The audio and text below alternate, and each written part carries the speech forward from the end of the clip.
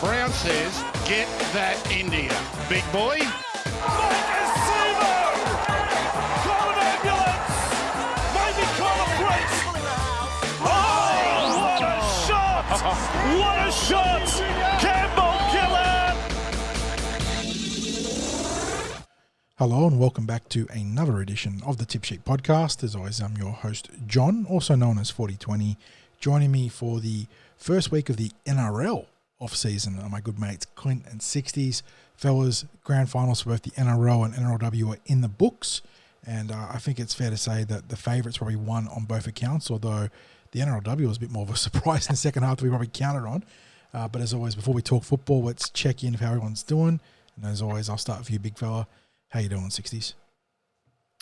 Doing really well, mate. And believe it or not, it's we're not too far away from the start of the Eels pre-season. I'll talk about that very shortly. But, interesting grand final day. We'll talk about that again very shortly. Shout out to the sponsors, Star Partners Real Estate, Auburn, Narellan and Parramatta. Another year that they're backing up again next year. So thanks to Greg and the team there. And no matter what platform you're listening to this on, if you can give us a like and subscribe, that would be great. John, what's the weather doing at the moment? Like, seriously? Well, it held on for the grand finals at least to be glorious summerish weather, but immediately after, I think the public holiday was probably reasonable enough. But Tuesday, Wednesday, wow, we're back to winter with a bit of bite to it as well. So hope everyone's been keeping warm, got a couple of layers on. Last thing you want right now is getting the flu or the cold on the back of a sort of downturn of the weather. So, yeah, we're getting a couple of seasons in the 1 week, that's for sure. But by the same token, at least we're not the east coast of America. With a couple you don't want to be Tampa Bay right now. Yeah. You don't. It's hard to fathom what they're going through at the moment with having an even greater hurricane than the one that's just come through. Yep. And you saw the vision on the news with all of the debris that's still there from that previous hurricane. And in comes this Category 5, and everything that's out there on the streets becomes projectiles. And you just, when they give the warning of if you stay, you'll die. I mean, there can't be any blunter than that in their public warnings. So, let's hope that they don't have any loss of life there, that the early warning for people just to get out of there is enough to have that total evacuation, and they don't have people that pay the ultimate price. I would imagine there's still like emergency workers, frontline people that have had to stay behind. So we wish them all the best. Clint, how are you doing, mate? Yeah, I'm not too bad, gents, and well said there in relation to the situation unfolding in Florida at the moment. It's I tell you what, I'm glad this NRL season's over, because if I had to think of a way to summarize it in a couple of words or a sentence, is why did we bother? Thankfully, it's done, and the result that kind of felt like it was always eventuating has happened. We can move on and start talking about 2025. Yeah, sounds good. And John, we do have a little bit of Eels news, not as much as we have done recently, but there's still a bit to talk about when it comes to Grand Final Day and the Pacific Championships and a few other bits and pieces. So let's get going. News team, assemble!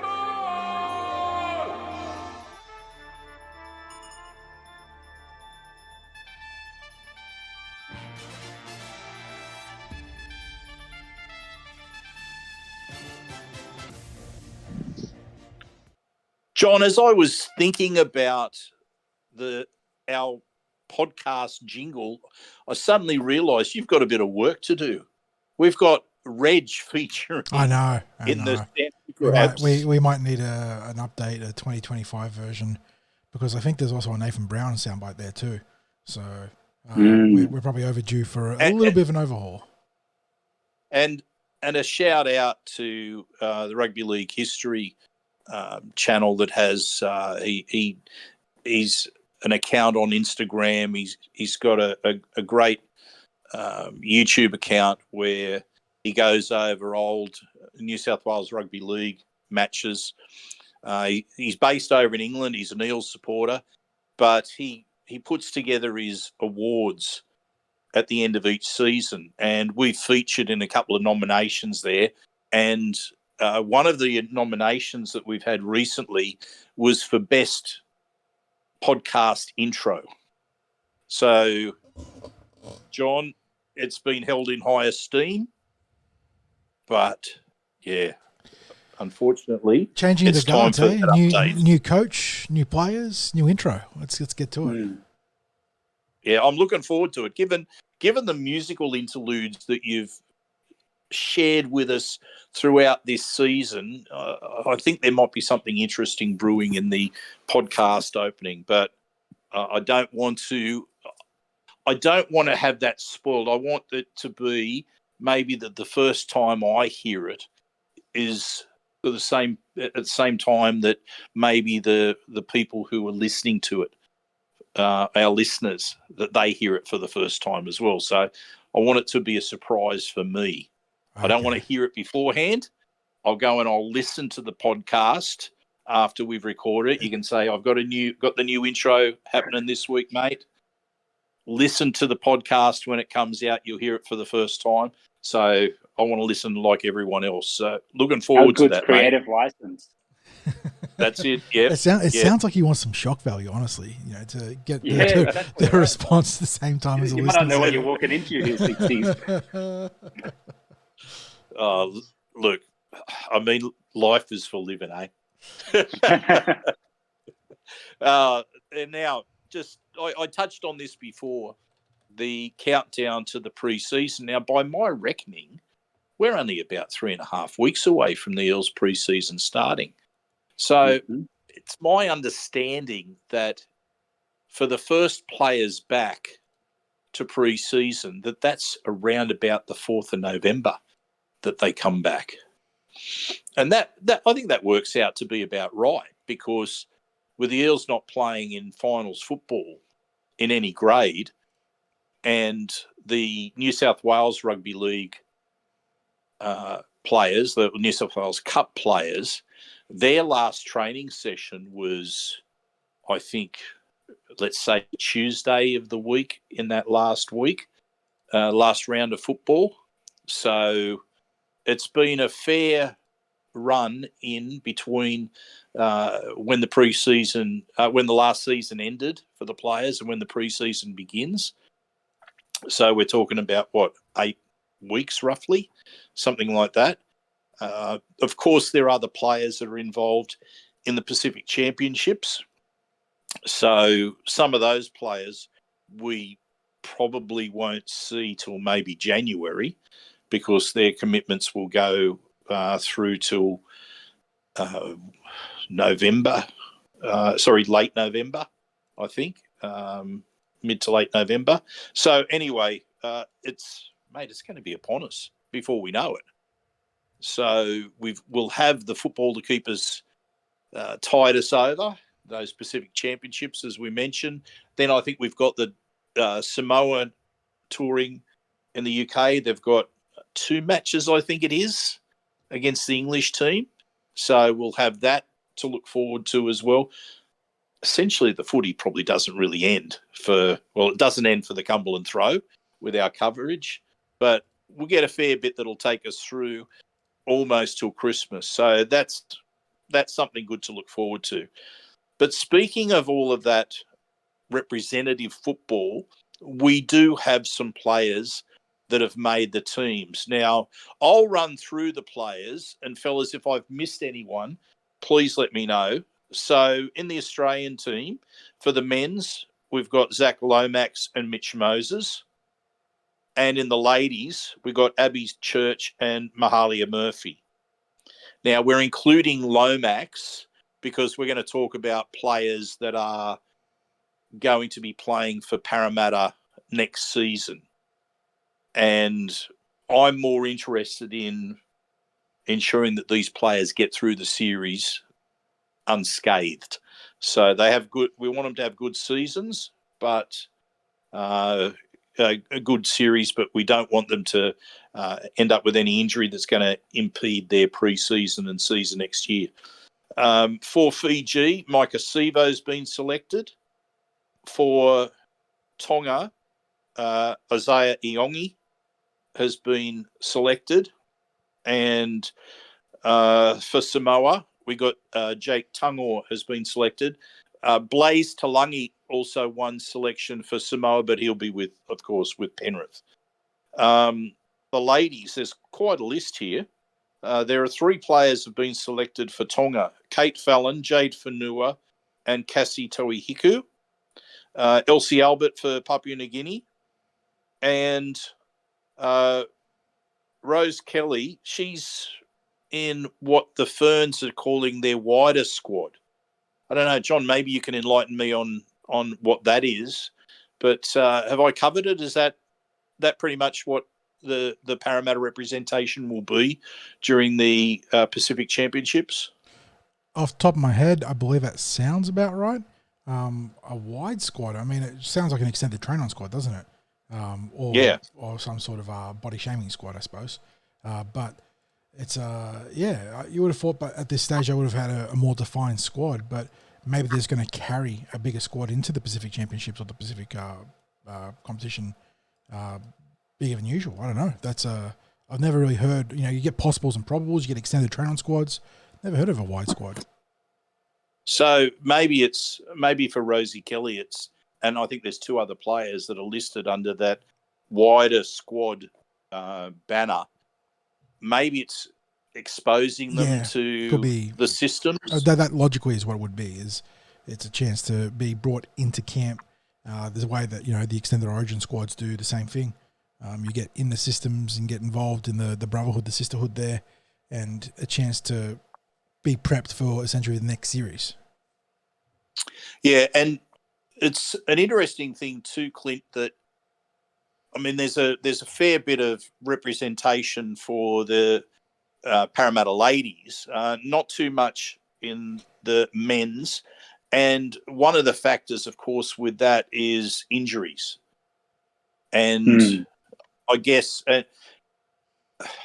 we should really be talking about Mitch Moses here, because he's coming straight back from injury into representative football, literally like he did during the season in Origin football, where he barely got back to club football. Then all of a sudden he's into Origin footy, and then, of course, we ended up with the injury that took him out for the rest of the year. But are we talking about any risk here? We don't want to deny a player an Australian jersey, not in any way. And he's obviously fighting fit. He was training. He was doing plenty of running by the end of the Eels season proper. So I have to imagine that he was in good physical shape in this lead up to selection. So there's obviously no concerns. The concern, of course, from Parramatta is that we don't want any further injury for him. But what do you make of his selection, Clint? Well, firstly, it's a good reward for Mitch, and something that kind of feels like he's paid his dues and definitely deserves this opportunity.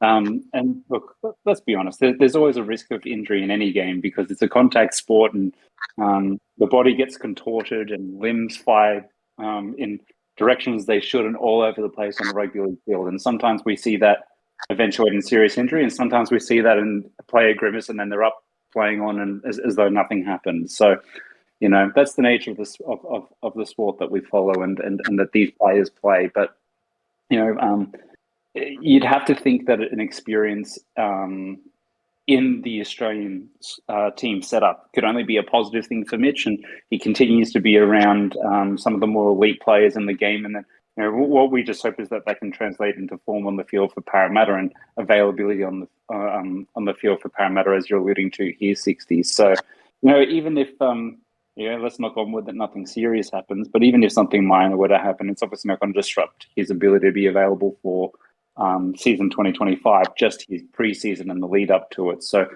he's hoping it's not something that we have to manage. I feel like Mitch, for the better part of the last 2 or 3 seasons, has had enough unfortunate injuries, certainly from the representative arena, given what he did to his back a couple of years ago in his Origin debut series, and obviously the bicep this year, and then compounding that with what happened with his injury against Manly in round 3 this season, and being unavailable for a third of the season there too. So I kind of feel like he's due some luck as our Eels fan. So he's hoping that that's the case. And John, the other Eels players that weren't selected due to injury, of course, includes Will Pensini, Junior Paulo, and Dylan Brown. Who's that 5'8" of ours? Yeah, what's his name? Some again? chump Dillbags. Yeah. Yes. Yeah, Eels definitely got some walking wounded, and maybe not even walking in the case of a couple of them there for Dylan and company. But yes, we did it tough at the end of the season. That's been reflected now in our representation. But obviously we had a rough season too, and I suppose that might have played a part in some other players narrowly missing the cut. But there's no doubt that some of those guys walk into their respective representative teams. So yeah, we're a bit fit on the representative stocks on the male side of things this year. It happens. On that question you posed, Quint, I could imagine some reticence from fans about Moses playing. Personally, if it wasn't both a combination of his maiden, I know he's played nines for Australia, but his maiden 13-a-side jersey, as well as those incredibly rare windows that come along in this caliber representative football to stake a claim on a coveted jersey and maybe lock himself in for a couple of years, you can't deny Moses that. And yes, if he gets injured, it's going to suck and it's going to hurt the Parramatta Eels. But this could be a once in a career opportunity for him, and you can't stand in the way of that. So hopefully he kills it for the Roos. And you know what? Beyond that, boys, sneaky most important inclusion. You talked about Zach Lomax making the Australian team, but another soon-to-be Eel that was included in the team that was huge for me, and it's not because of the talent. This young kid we obviously rate very highly and hope that he's going to become the Parramatta custodian for years to come.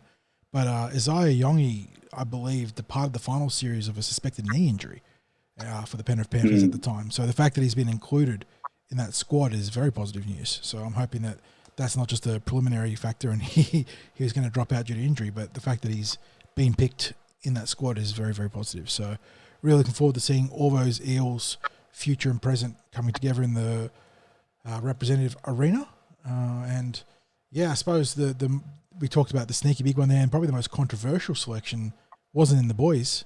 It came with, she wasn't the only one to be part of the overlooking process, but Mahalia Murphy edges out the reigning Dally M Player of the Year and grand final champion in the back row for Australia, Olivia Koenig. Yeah, well, we'll talk about the big omissions or the controversial omissions as a wider NRL topic, but they did say that as far as Mahalia Murphy's concerned, that her versatility in being able to cover some different positions was something that worked in her favour there. So we congratulate Mahalia for that. John, well noted about Isaiah Iongi with that injury concern and now being selected to play, that it's actually a good sign. The question that I wanted to throw to you fellas is, with the other players that are out injured, as far as Parramatta's concerned, is that a blessing in disguise that they've got injuries that have kept them out of the Pacific Championships? Well, it's a bizarre it way. gives them a maybe better opportunity of a full preseason. Yeah, full if you look at it preseason from that perspective. And look, we've got it's 11 years under Brad Arthur that we're now going to have to not relearn, because it doesn't go like that, but based on what we had under Brad, the Eels didn't always respond well to long representative campaigns. And by that same token, a rookie head coach comes in he's going to want as many hands on deck from day one of the preseason as possible, even if they're injured and recovering. He wants them in camp, on premises, being part of that culture building experience. So, yeah, I think this plays well for the Parramatta Eels. Mitchell Moses, again, he's going to benefit massively from playing for the Roos. Likewise for Zach Lomax, that's important career steps for both of them. So while it would be great to have him on hand for the Eels at Kellyville, I think they stand the game plenty there. It is. Well, I say unfortunate because again, they're playing representative football. The fact that our two sort of flagship recruits there and Lomax and Iongi won't be there on day one of the preseason is a bit unfortunate. But I think they'll also be benefiting a lot from the representative process. So. Yeah, in general, I think having most of the Eels on hand for day one of preseason is going to be huge. So I think we do stand to benefit from that as much as we also stand to benefit from guys like Lomax, Iongi, and Moses playing some of that high-caliber representative football. We interrupt this program to bring you a special report. Well, 60s, Clint isn't here because it wouldn't be a Tip Sheet podcast recording without some bombshell news, whether it's NRL or Parramatta related, coming out the day after we actually record. And lo and behold, my busyness and general procrastination has been rewarded. And I suppose in a negative sense here too, because the news isn't exactly flash, but we've been rewarded with the ability to actually react to some fast developing Parramatta news that's come out on today, which is Thursday, the 10th of October. And what's dominated headlines today is that in the morning, and this has come out very quickly from the meeting, so be interesting to see who we can attribute the leak to. But as of this morning, the Parramatta Eels and all of the brains trust there when it comes to recruitment and retention. So I believe that means obviously new coach Jason Riles, Mark O'Neill. I'm not sure if Jim Sarantinos or Sean McElduff are in attendance, but essentially the brains behind Parramatta's recruitment and retention met with Sam Ayub and Clint Gutherson to discuss his future at the Parramatta Eels. And of course, this has been the subject of a bit of a rumour mongering, hasn't it, 60s, with the captaincy being rumoured to be heading towards Mitchell Moses and Gutherson looking to transition to a number 14 super utility role under Jason Riles. Isaiah Iongi has been earmarked to be the Parramatta Eels' new fullback. Both parties met this morning to clarify where Gutherson's position was relative to the Parramatta Eels' plans for the future. The Eels have evidently informed him that as it stands right now, I do not have a new contract on the table for him. They want to wait and see how he takes to his new role on the bench before entering into negotiations, which is a completely reasonable position, 60s.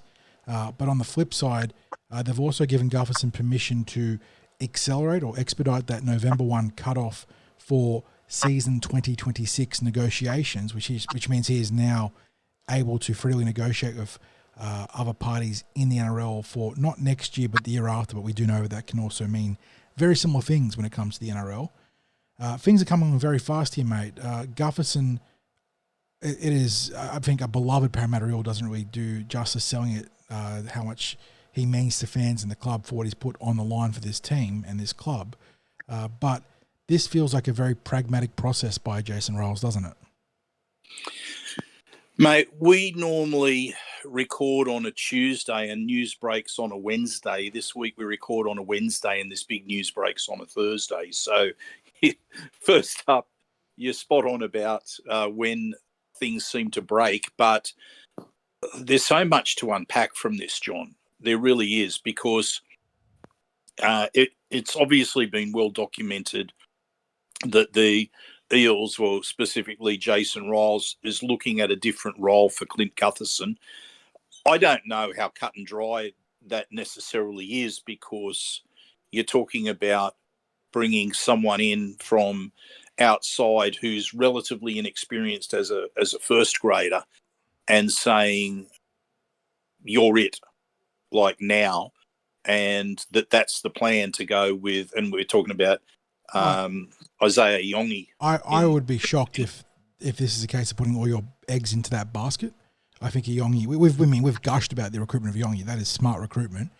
It is hard to see the Eels going, not because they don't have faith in Iongi, but it'd be prudent to have other options. And if this is developing the way it is of Gutherson, the club definitely needs to have other considerations in play, and I imagine they do. But yeah, this is huge, isn't it? I mean, new coaches always want to come in and stamp their authority, start modelling the team in their image. And this isn't to say that Gutherson is explicitly gone from the club, but this is a big step towards him looking elsewhere.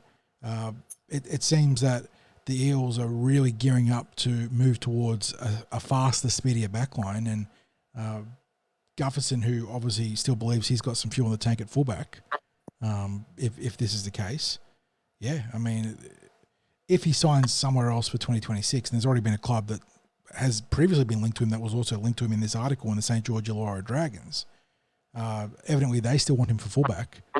They'd want him for next year, not for 2026. So this is a fascinating development for the Parramatta Eels. Gutherson, one of the heart and souls of this club, the heart and soul of the club. There is a time for every player to move on, and a new coach, this probably is a more relevant time than ever, isn't it, when a new coach wants to come in and shape the team in his image.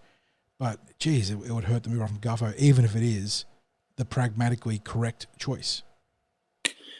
What concerns me, well, maybe concerns is not quite the appropriate word, but where you can really start to put the pieces together is around the timing and the timeline that's happening here with this. I mean, like, I'm a little bit surprised because in one respect, I did expect that there would be an eventual change of position for Gutho. We know that he can't play forever at fullback, but we at least were seeing that he had some value there still last year. And I honestly thought that no matter what the position was, that Gutho would finish his career as an Eel. And as much because of the fact that, his body's starting to feel the pinch with injuries and, just getting through a season was starting to become tough for him. Now, I say become tough for him. Probably most players may not have played the games that Gutho did this year. He's, what his teammates, what the club mean to him was evident in the fact that he was taking to the field with the injuries that he had this past year. He basically couldn't train. And he joined in the training at the captain's run. And I know that's not necessarily unusual across the NRL, that when a player's carrying a bit of a niggle, that they'll rest them for any of the contact work that's done through the week and they join in for the captain's run, especially, when you get to the latter part of the season, the match fitness is there. They don't need too much in the way of conditioning work at all. So, but, it happened quite regularly for Gutho. That was, it was a tough season, and he's just an absolute tough bastard that was able to endure the pain, the limitations. I mean, the body language during games made it so, even if you didn't have any insight into the training side of things, the fact that you could just see him willing himself through some of these games. He'd make a cover tackle and he'd be slow to get up, not because he's lazy. No one would ever accuse that of Gutherson, but because he forced himself to make a cover tackle that he probably shouldn't have been able to. And the words used to me from the staff was, "You try telling Gutho he's not playing." Yeah. That's just his attitude. He's a footballer, right? He's a footballer. Yeah. However, just back to the timing. So Gutho would be free to negotiate with other clubs from the 1st of November anyway. And what are we now, the 10th of October? Yes. I think the negotiation came about through his manager, Sam Ayoub, to have those discussions. Now, it then gets out to the media by the afternoon. Now, it's pretty standard practice that player agents have their media links, their associations. There are certain player agents that will deal with certain journos, give them exclusives or give them tip-offs about things happening, what have you. It's rare that a club would want to leak something because clubs want to try to keep that sort of business to themselves. Agents in the negotiation process don't mind dropping a bit of a leak here and there. So the news gets out this afternoon, whatever way it came about, but I've got doubts that it would have come out through Parramatta. So it's hit the media. You then assume that if there has been permission granted to negotiate with other clubs, that in seeking that, there was probably the interest that was there from another club, and it had to be allowed to be done. So officially, they could say that they've received an offer from a rival club. If it is St George, you then look at what their roster looks like. They've got Tyrell Sloan there at fullback. A few doubts about whether he's got what it takes as a fullback.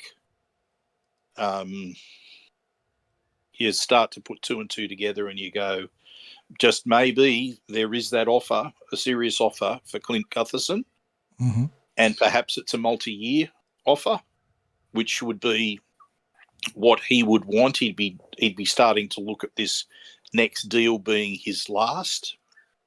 If you look at the Parramatta perspective on things, they're not interested in talking contracts right now with Gutho because they don't know what's going to happen with him in terms of his position, because he's on good money now. He's on fullback money. He's on nearly $1 million a year, that 900,000 Well, mark. it's been reported at 950 by the media, and if you're being transitioned to a bench utility role, from the team's perspective, I think you pretty much you'd be asking him to accept half of that, wouldn't you? Yeah.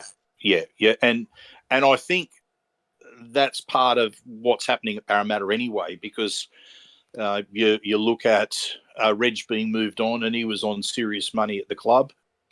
And now you're looking at the talismanic captain of the Eels, who, and this is the argument that I've always made with Gutherson, that he's the sort of player, the sort of inspirational player that was probably worth more to Parramatta than what he was worth on the open market. Yeah, for the Eels, he played like $1 million player in what he delivered every week, the consistency of performance, the consistency of high performance. So I think we would have always been paying him near the top of the market for who he was, who he is as a player, rather than necessarily competing against other clubs. Well, this is just my take on it. It's not anything that I've heard around the club or anything like that. And I don't have a problem with that, because, as I said, he's that valuable. But we're now talking about that different role. And as you said, John, if they're not playing him at fullback, and look, and in me saying he's probably worth more, has been worth more to the Eels than what he was worth on the open market, that's because of the fact that, there's some good fullbacks going around.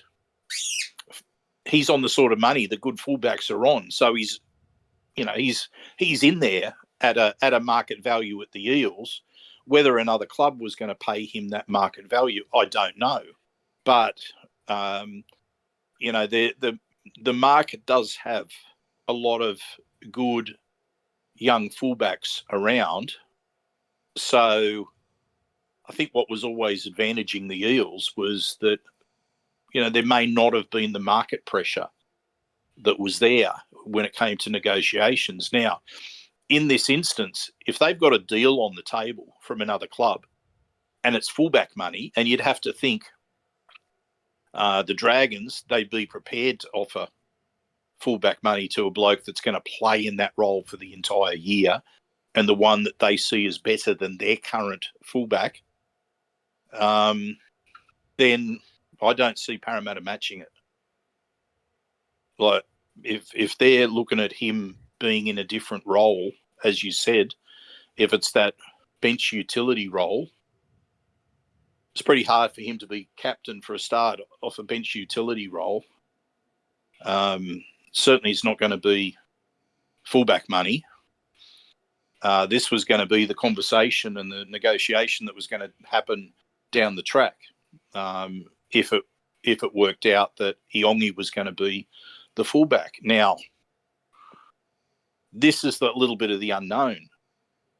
Would it have turned out that way next year? Is Iongi going to work as a fullback? We'd like to hope that he is going to work as a fullback. But as you said, John, are you going to throw all your eggs into the basket of an unknown? So, I was thinking that this was going to be a wait and see for the Eels. I don't want the Eels to go throwing money into a contract right now that they don't know the true value of. Because if it turns out that Clint Gutherson is still the best option at fullback, then I guess the Eels have to be offering him a competitive salary as a fullback. But if it turns out that another player is the best option for the Eels at fullback, and whether Gutherson's playing in the centres, whether he's playing in the halves, whether he's playing off the bench, he's probably not going to be offered the money that he is on now. So what's your gut thoughts, mate? Have we seen the last of Clint Gutherson in an Eels jersey? Well, the way things work in rugby league, as we all know, is that you sign the year ahead and then you sort of work backwards, don't you? And yeah. I think the Dragons, I know it's only year 2 of Flanagan, but they're going to be feeling very much like they're in a win now situation with the acquisition of Gutherson, because if they wait for him to get there, he's going to be 32, I believe, if my dates are right. I think he turns 32 in the year. He turns 31, I think, next year. That's right. I believe so. So he'll be turning 32 by the time he gets there. They will be pushing aggressively to get him over there for season 2025. And so we talked about pragmatic decisions, and this whole process is very much one of that, being very pragmatic. And if Jason Ryles does choose to part ways with Gutherson for season 2026, I can completely get behind that. But getting rid of him is not the right way of phrasing it. If he would allow him to go to St. George for next year, and we in the past have been the beneficiaries of mid-season transfers using similar methods, but the Eels, and again, Gutherson's on around $900,000. There's been reports that the Dragons will be willing to pay up to $800,000 today, I think it was. The Eels will be freeing up a lot of cap space, but for what purpose? Who are we getting there to? It's great to have the cap space. I mean, obviously, between Reg leaving and Gutherson hypothetically leaving, suddenly there is no cap pressure on the Parramatta Eels moving forwards.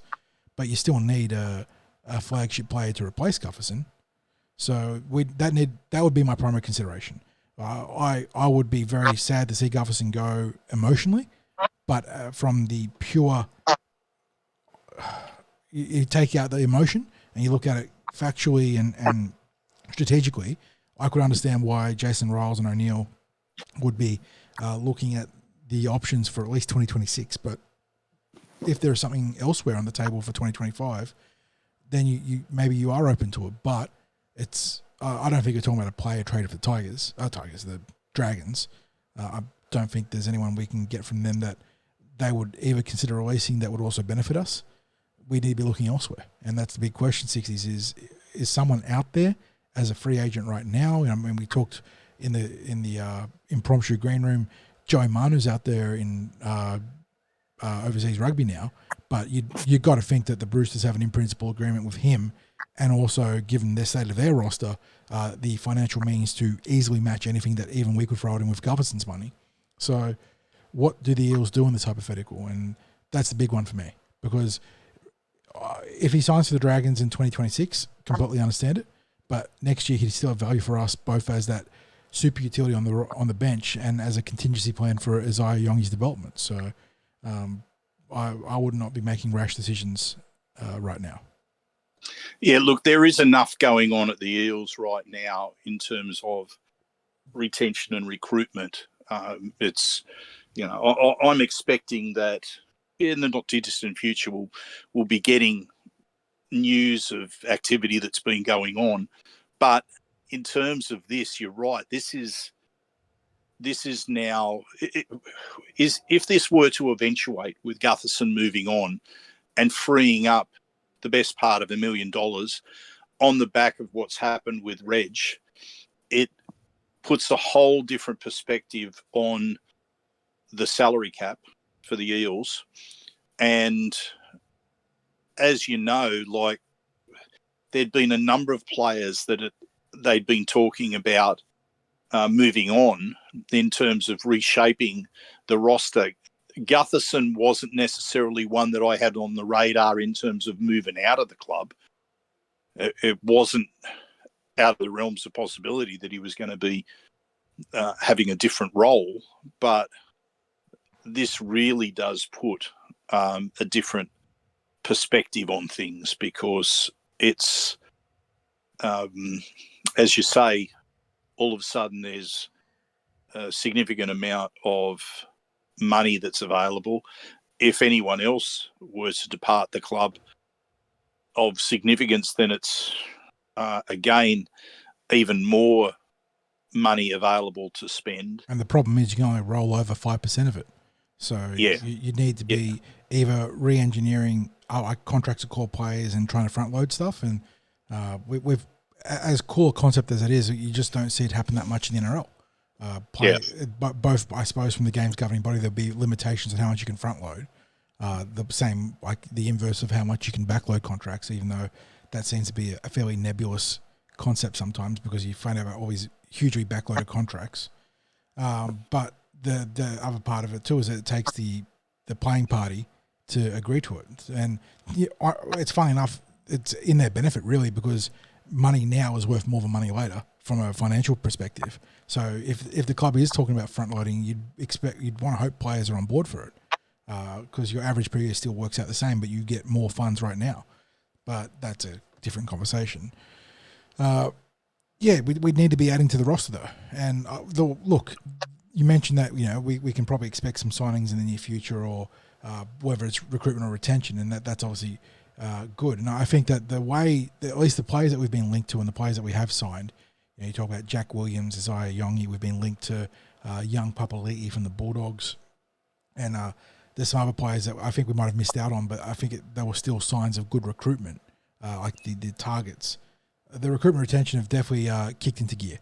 You know, they might have been a bit slow and sleepy in the last year or two, but they're definitely finding the right targets now.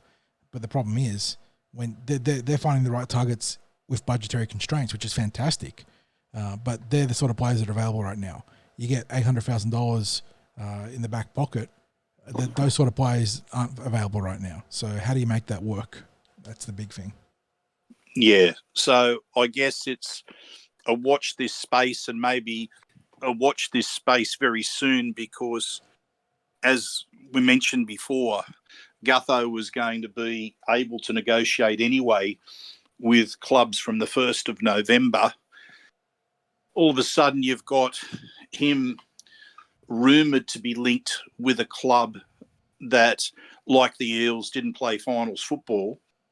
So like the Eels, would be returning to training, pre-season training in early November.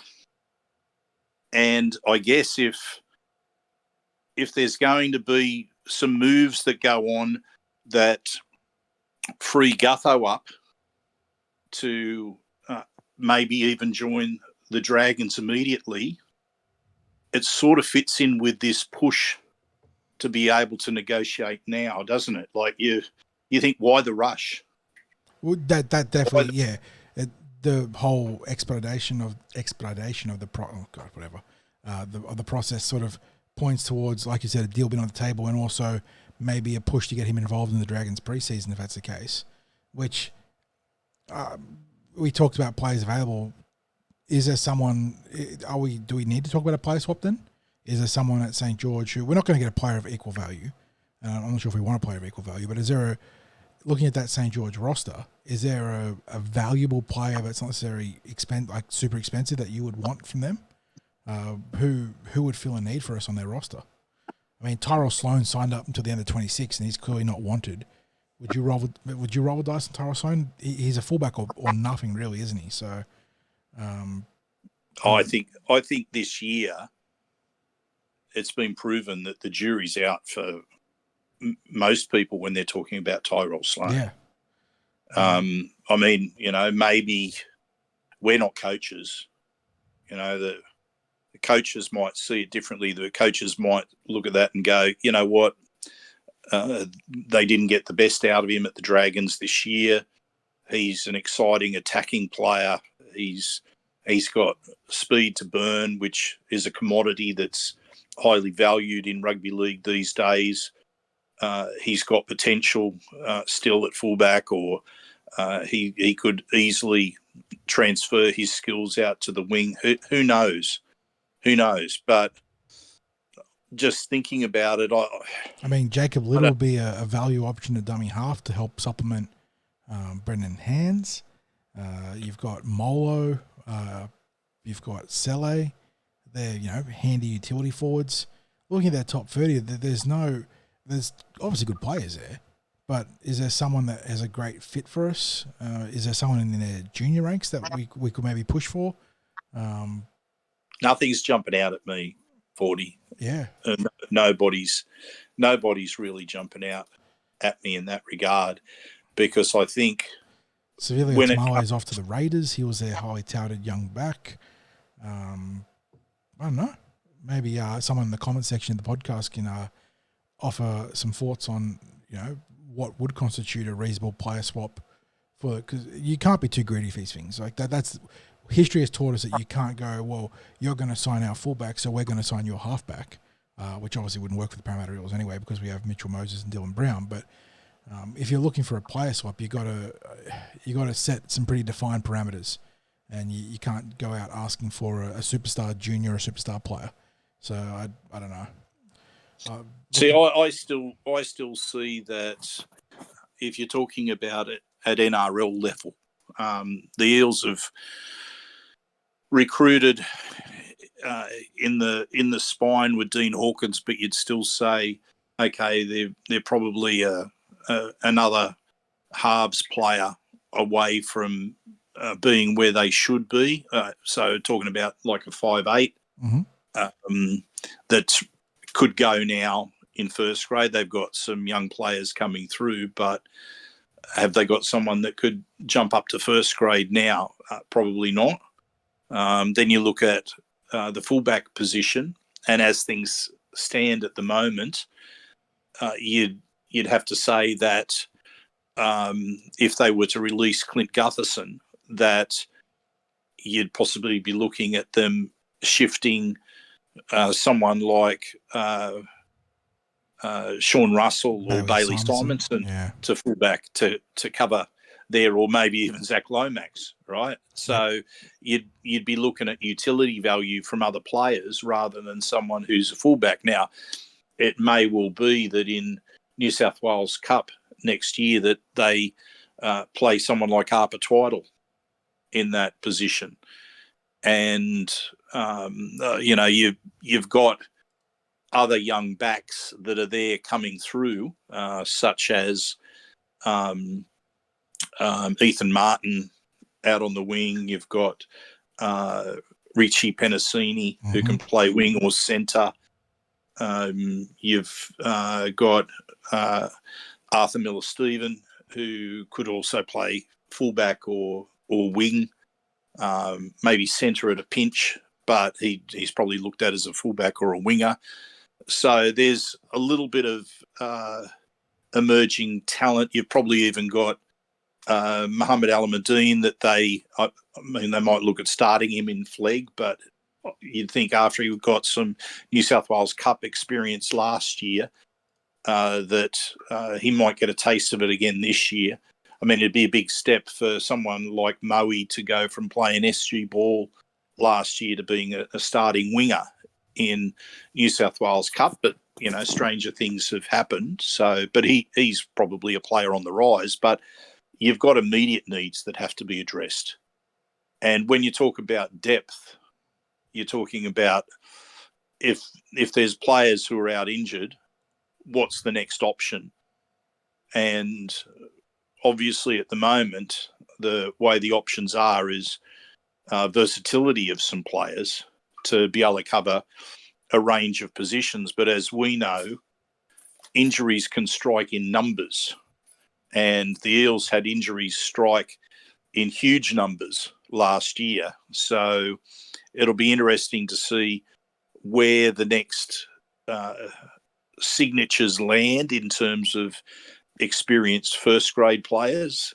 As I said, there's a lot of activity going on at the moment. And it'll be interesting to see what eventuates from that activity. So I guess watch this space, but I think what's going to happen with Gutho may well be resolved perhaps a bit quicker than some of the contract negotiations in the past, because I think we've had one or two with Gutho, haven't we, that have extended over a period of time. Yeah. I don't know that this one is going to. If it were to play out over a period of time, I think that would then play out in Parramatta's favour.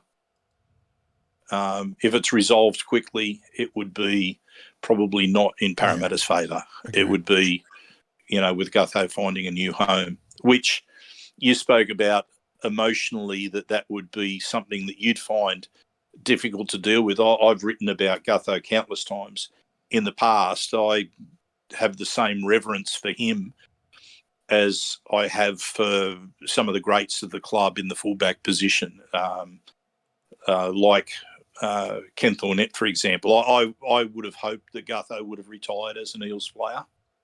I think his legacy is already established, but you'd like to see players who are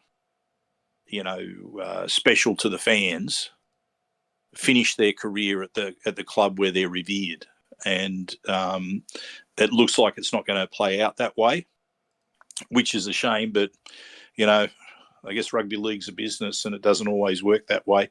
I think the interesting question is going to go around whether there's an impact on the rest of the roster if he does move on. Mm-hmm. We know he's very close to Mitch Moses.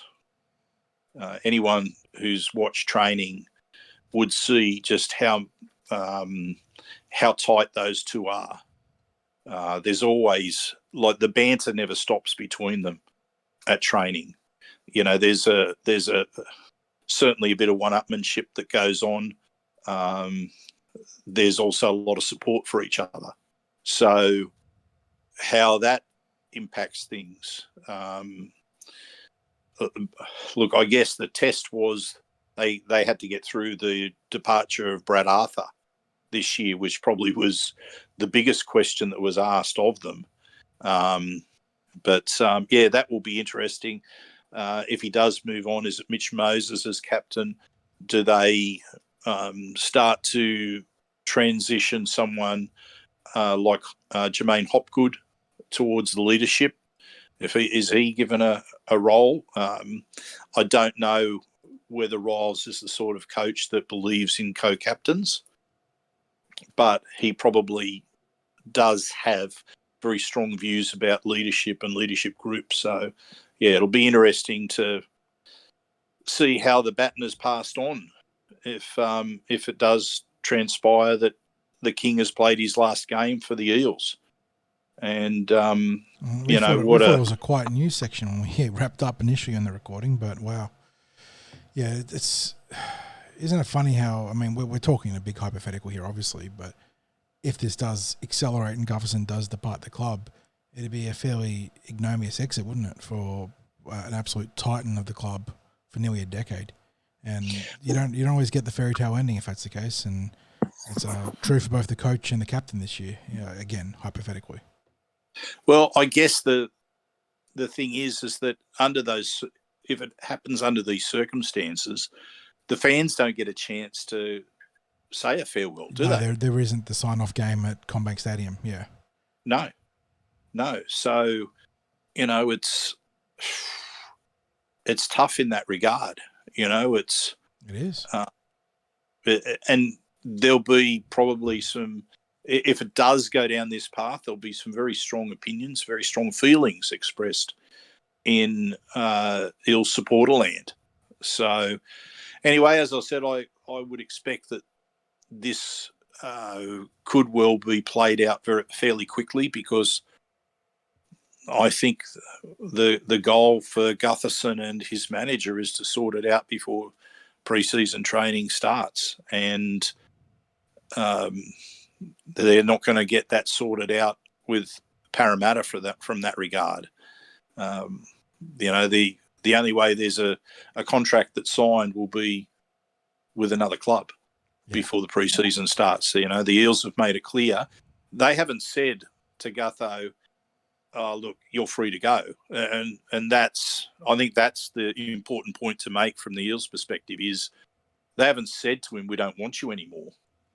No, like I said, pragmatic really underlines what the Eels are doing right here. Their captain is going from a premium position, a premium starting position, where he's being paid commensurate with what the best fullbacks in the game get. And again, that's reflective of what the product he's been putting on the field. That's not saying that he doesn't deserve the money.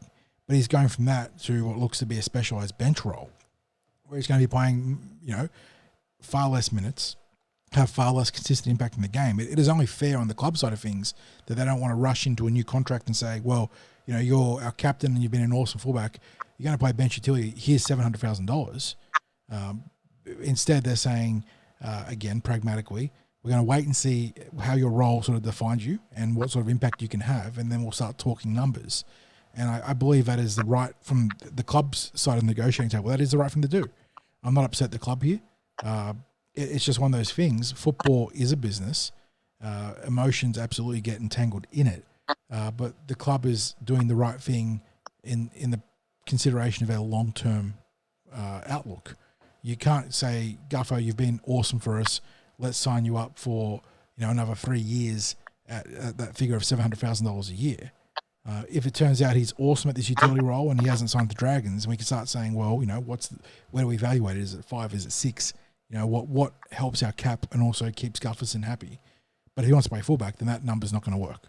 So, and look, I think the toughest thing for the where some of the impact's going to be greatest, I touched on it before about how it might impact other players, and I think, one of the most disappointing, if I can use this word in relation to what I'm about to say, but one of the more disappointing aspects is I think Gutherson's captaincy has been maybe at its best this year. It's an aspect of his game that has improved out of sight this season, and he's really played a strong role in keeping that team in a positive frame of mind in what was a tough season. And, I've had staff say to me, look, his leadership's gone to another level in 2024. And you can see that. You can see that out on the field in the way he was driving the team and what he was putting himself through. So I guess there's the disappointment that you have a player who's, he's been that, I guess, the soul of the team for a period, such an extended period of time now. As I said, he's going to go down in the Eels record books as being one of the best fullbacks to have ever played for the club. And you know what? He's right up there, as well as one of the toughest ever. They play in different positions, but in terms of just sheer toughness, I've got him up there as a Ray Price type level of toughness, being prepared to play through pain and put his body on the line for the club. And if nothing else, there's incredible respect for a bloke that did that this year. But And then of course, as I said, there's the disappointment that supporters, if Gutho were to move on, that supporters don't get to say their thank yous or farewells at the end of a game. I mean, I envisaged a time when he'd be retiring as an Eels player, and there's life after football with the club that's sorted out for him, and you get the big farewell at the end of the season, and he gets to have the accolades of the supporters and staff who get to honour him with that sort of farewell. But I guess football isn't always about fairy tales, and if that's how it transpires, well, it's not the happy endings that we want from this, but it's it's, if it's going to be the start of a new era, then it's well and truly going to be the start of a new era in losing both the coach and the captain if it works out that way. So anyway, mate, I think we've just about explored everything that we possibly can in this. Well, you can almost call this an instant reaction, isn't it? Yeah, that we're recording this. We were joking in the original recording that we got to an hour and 30, but this is actually tacked on another 40 minutes of recording. So you're going to go back to the regular broadcast from the actual podcast, and you'll get to the end and be wondering, like, why are these bozos talking about a 90-minute podcast? It's over 2 hours.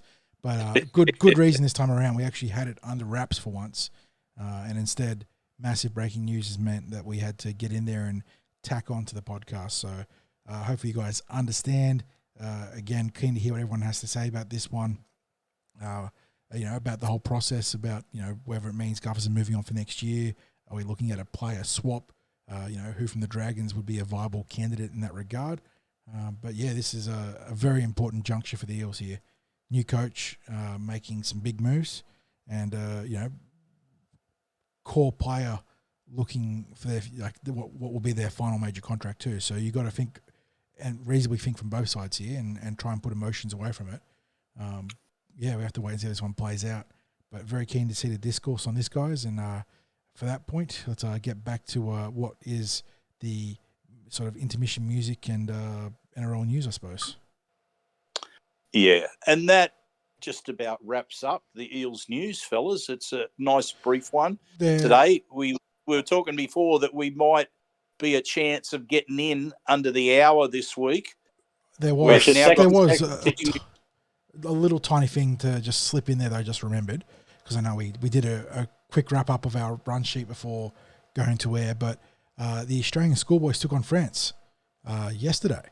And as you'd expect, the Aussies won pretty dominantly. I think it was 50-4 or 50-6.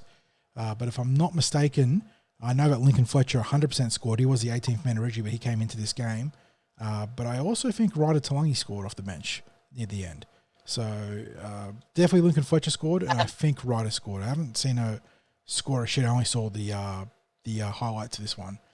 So some Eels there featuring for the Australian schoolboys very nicely. And if people haven't seen it, maybe go and check out the highlights for yourself, and hopefully there might be some extended highlights or the match available for viewing at some stage soon. John, that's now your cue to take us down your musical rabbit hole. Yeah, Pay TV did a lot of my work this week, and I know me and you were talking about maybe playing some Adriano, I think it's Celentano, who we sort of came up via trivia for us. So maybe we'll do that in the future, so we have a little bit of Italian influence on the podcast. But anyone that's got Foxtel and has been watching any of the sports channels, invariably run into a college football ad which has got a bit of Frank Sinatra, and it's Sinatra obviously a great artist in the context of all-time sort of pantheon stuff, but this song was one that I hadn't really heard and really sort of caught the beat, and I think it's called Black Knight. So big brass band sort of song, and we'll go with part of it that sort of captures that hope that comes at this time of the year and the beginning of the ascent towards the round one and eventual premiership push.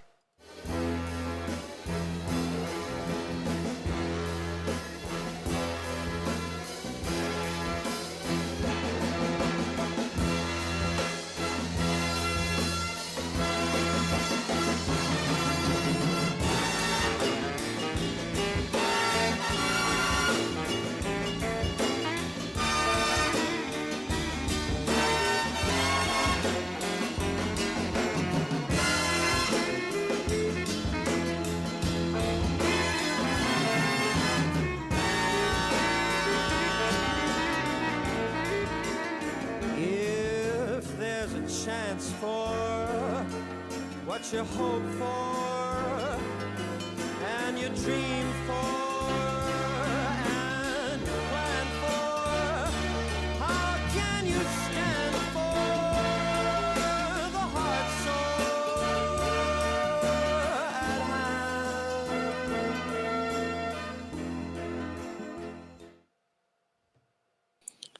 hand? That is some musical content there. And I'm wondering if there's going to be some rugby league clubs, some NRL clubs that are going to draw inspiration from that. Well, I should say the media teams at rugby league clubs that will draw inspiration as they prepare their fans for their pre-season and season Pre-season hype, proper. baby. Always got to buy in. Always got to buy in.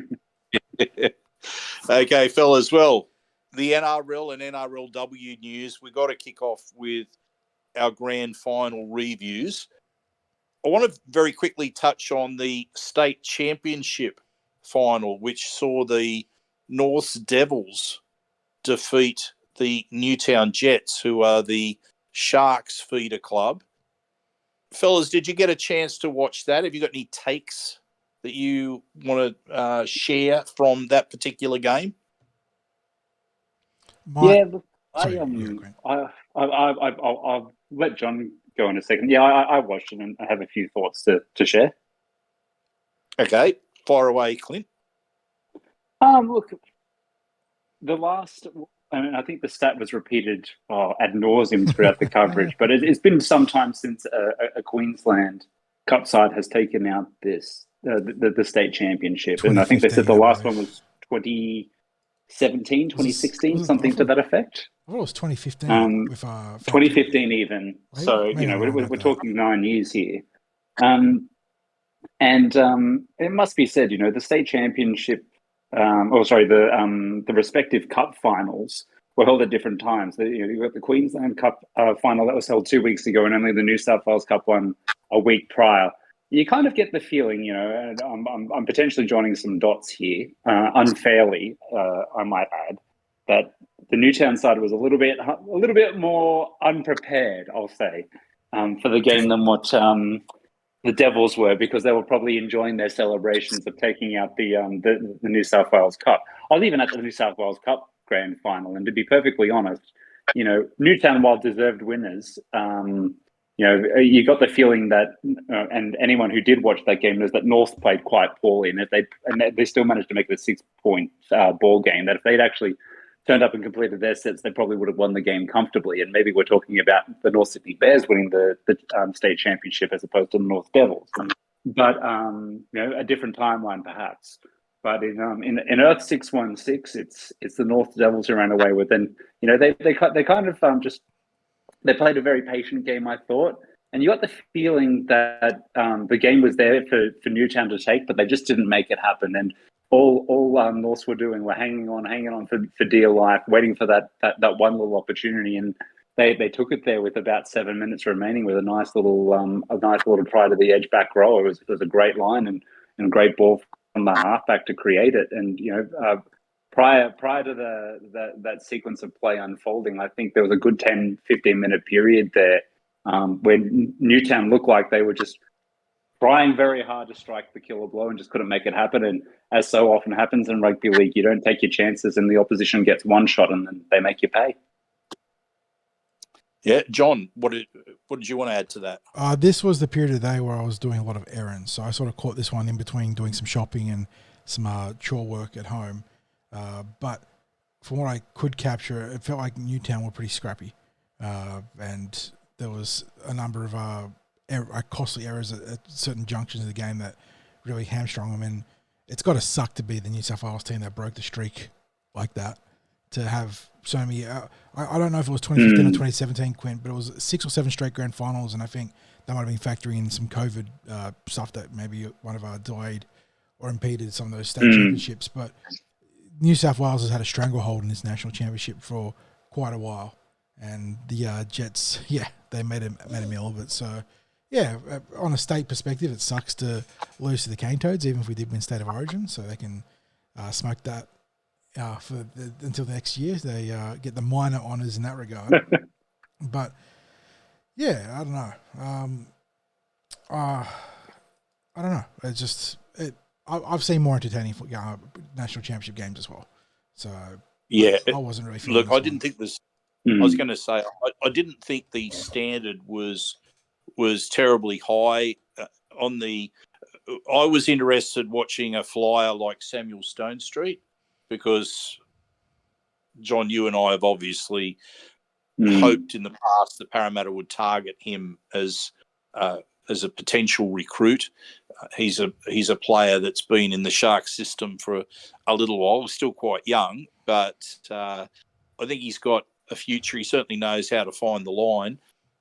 But I honestly thought that for both teams, the standouts were found in the forwards. For the Sharks, Braden Hamlin-Uele, he in his stints on the field, he looked the player that could create something out of nothing.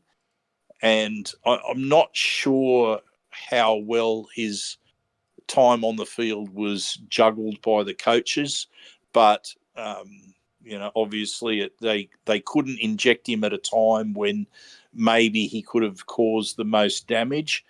As far as the North Devils are concerned, there was a couple of players that impressed. The obvious one, of course, was Oren Keeley, who scored that decisive try that you spoke about. But he was dangerous mostly anytime he carried the ball. So, and he's there with the Dolphins, is that right? Or was he the Titans? I'm just trying to think. Kiwi's Dolphins. He's with the Dolphins, I believe. Yeah. So he got a bit of NRL time this year, but he certainly looks like a player of the future.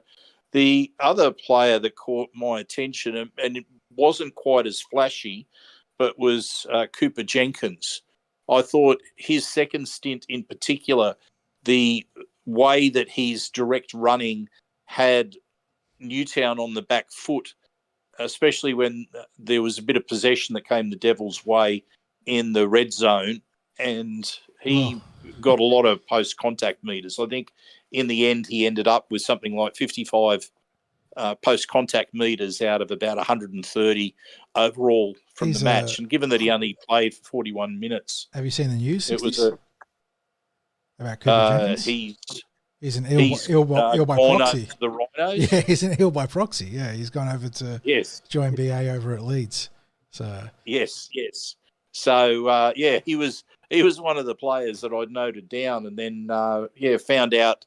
I think it was yesterday, if not earlier today, about him going to the Leeds Rhinos. But he was one that I'd marked down. He just for the that leg drive when they needed to get the Jets on the back foot, he was able to provide it. So anyway, that just a few. I just wanted a few takes on that state championship. As you mentioned, John, we have seen better, but it was probably a case this time of the Jets not being able to take their chances, as you said there as well, Clint. So we now move to. I was going to say, how did Hamlin-Uele qualify for that one, by the way? Surely he didn't play the Orange Cup. I'm going to have a quick gander while we're chatting, but I am shocked that he qualified. I think he only played something like a dozen NRL games this year. Maybe, yeah. Would that be right? Maybe I'm just so used to him being a fixture for the Sharks in previous years that I didn't even consider that he wasn't part of their regular, because Hazelton came on this year. Just trying to find him. And I'm pretty sure as well that Hamlin-Uele's he's still under contract for another couple of years, I think, at the Sharks. So it's not as if they're about to get rid of him. And who's their forward that's off to the West Tigers? That's Hunt. And then was Uele going to the Warriors, or was he with them? Now I'm doubting myself. Yeah. But yeah, it was a surprise to see his name in that team, because he has been a staple of first grade for the Sharks. Well, he was instrumental in their grand final win the week before, so he stood out as a first grader playing in New South Wales Cup. Let's get on to the NRLW Grand Final. And I want to pose a question to both of you right now. This Grand Final, was it a case of the Roosters taking their foot off the throat, or do the Sharks deserve more credit for what transpired in the second half? I mean, you got to give the Sharks credit, honestly, 60s. They were in a monstrous hole, 24-0 down. The game had played out pretty much how everyone had anticipated. Sharks came in as rank outsiders, having been whooped by the Roosters, 40-0 earlier that season.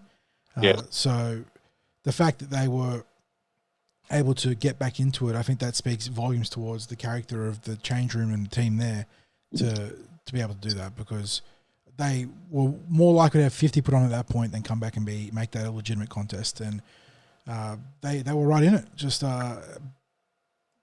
couldn't. They got within 6 points at one stage, 24-18, I think, and then the Roosters were able to take it to an 8-point lead, and they still came at them and made it close, and even made the well done to Tiana Penatani for the correct call to forgo the conversion after her second try, although she then came up with the errant offload that when you needed to move the ball around, admittedly, that caused the turnover at the end. But yeah, I think the Sharks show plenty of character, and it's going to sting to miss out. It always does. But at least they were able to avoid what would have been a pretty huge embarrassment. Yeah, I guess it's a credit to them too, Clint, that late run of poor form that the Sharks had in the season, that they managed to turn it around in the finals. Yeah, for sure. And, and to answer the question you originally threw at us, I actually think both are true. I think the Roosters definitely took their foot off the throat a little bit, but gave the Sharks that little bit of window, of opportunity, but they grabbed it with both hands, and they absolutely deserve the credit for turning it into a game, because much like John was with the state championship, I think I watched the first half of this, and then I started taking care of errands and chores and things like that. So when I suddenly saw the score was tight, and watched a couple of the replays of the tries that had unfolded, they earned their points, the Sharks. So they were a good foe for our Eels this year. A very tight contest there. I think they shown themselves this season to be obviously a very competitive side, and on the big day you always want to give a good account of yourself. And while that first half, as you have both suggested, unfolded exactly as we all thought it wouldn't, and suggested in the lead up that it would, they did very well to represent themselves in the best possible way in the second half and make an actual contest of the game. Yeah, true. And if you would have hated to have seen a match where it petered out to being, or when I say petered out, but where it might have looked like an AFL grand final of a point margin of the Swans variety. Yes, yes. I want to talk about that when we start covering the male final, because some of the discourse in the media about the NRL final being boring but a good contest has me baffled when they're talking in the same breaths as the AFL grand final. That was just awful. Yeah, it was, and let's get into talking about the NRL grand final, and we'll talk about that the AFL comments as well. But the first thing that I want to throw to you is something that John and I have been talking about. So I'll let you fire off with this first, John.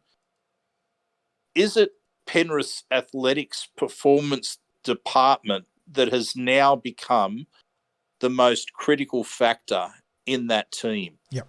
Because, without what we saw during that final series, it's something that we've seen year on year, but it really stood out given that they were playing the Melbourne Storm. Yeah, agreed.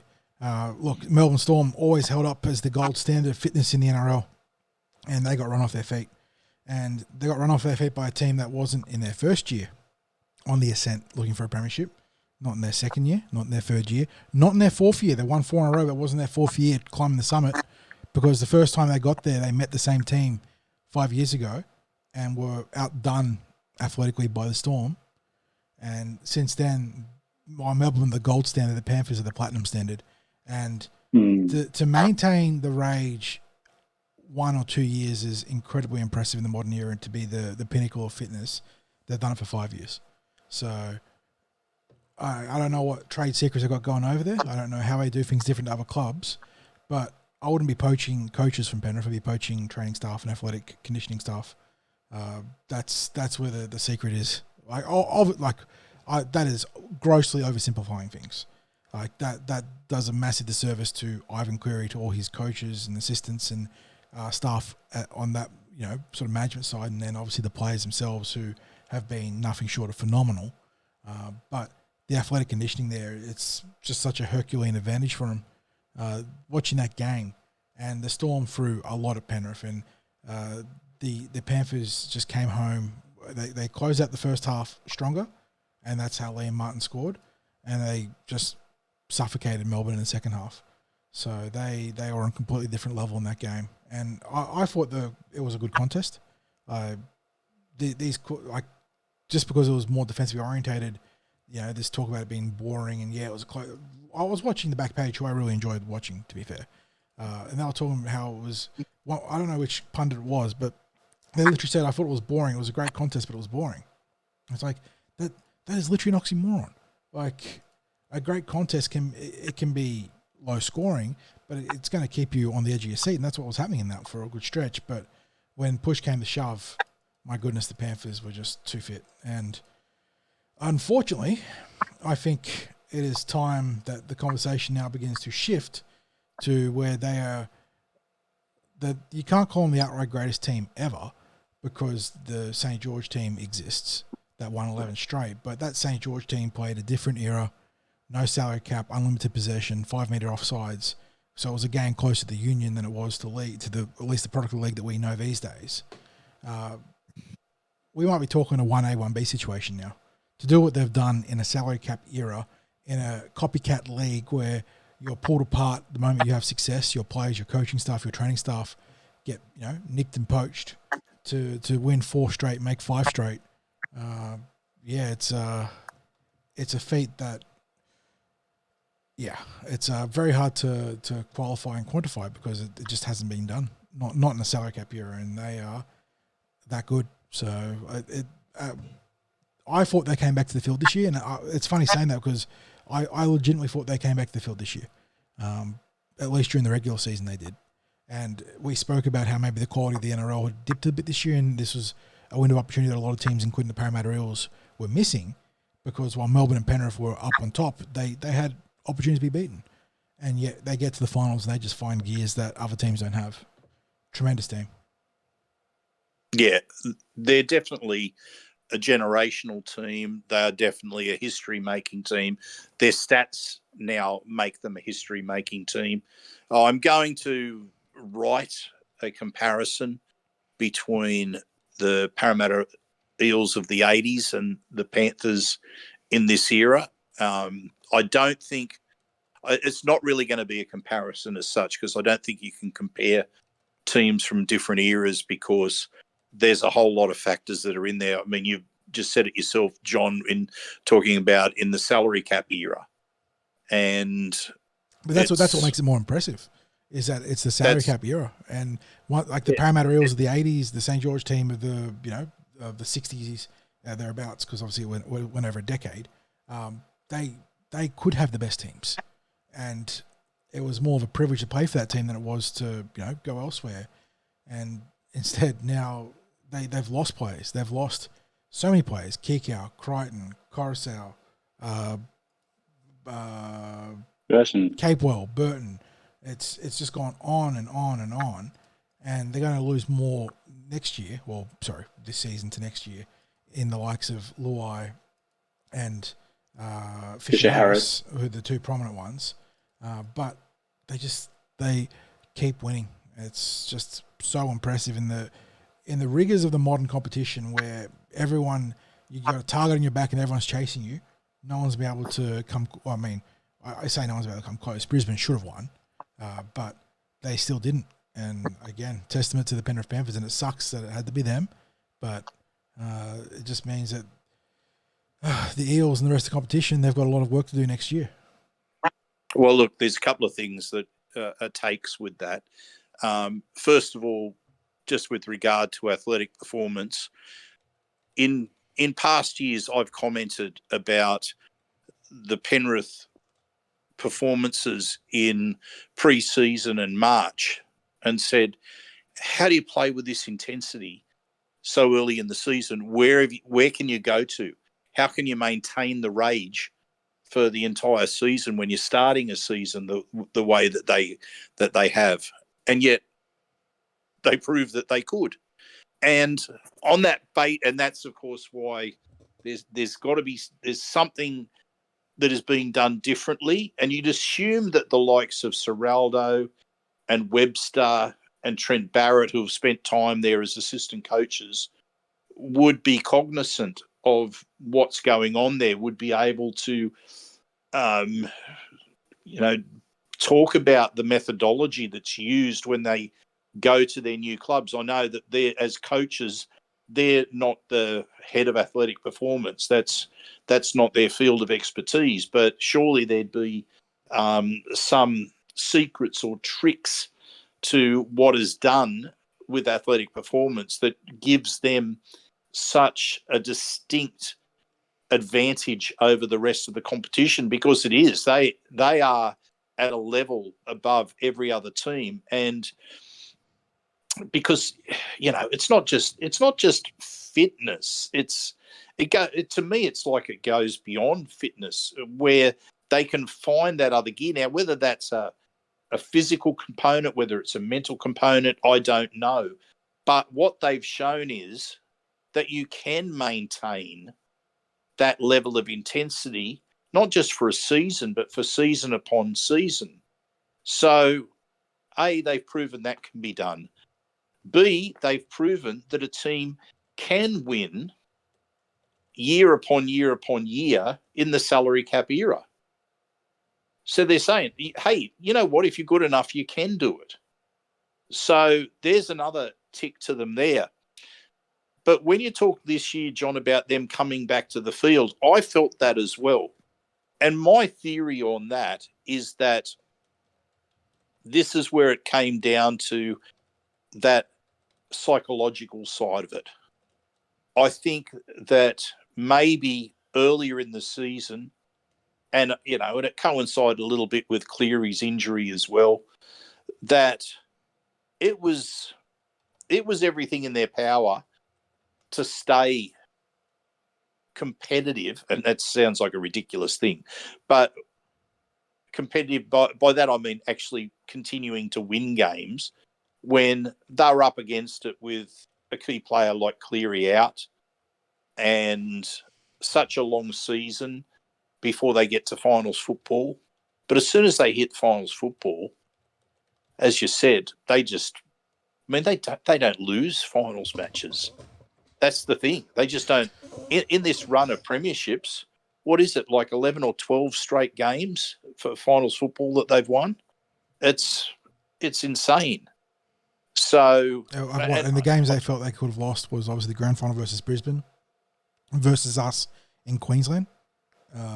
Yep. And then the South Sydney grand final, like maybe it was a little bit closer than it's given credit for with the benefit of hindsight, but they've just, like I said, all they do is win. Yeah, yeah. And look, I'm not going to deny the fact that they seem to get some calls that go their way at times, at crucial times in games, and that's probably coming from a salty Parramatta supporter when it comes to that, and some of that over the years. But you don't win 4 competitions in a row unless you are a team that's well ahead of everyone else. Now, last year I said I expected Penrith to win again. This year, going into next year, I'm not expecting them to win. There, I'm going to make the call. I think the salary cap has bitten too hard now. And don't get me wrong, they've made some good purchases with getting ice and getting Blaze. And I don't think they're not going to get the finished product Blaze next year. Next year will be a bit of a learning process still for Blaze Talangi. But, you know, they have got a quality young player to put into their system there. But I think it's going to be tough without Luai there. I think it's going to be tough without James Fisher-Harris. It's Taruva. Well, it's arguable they could replace him out on the wing, but you know, it's a big ask to.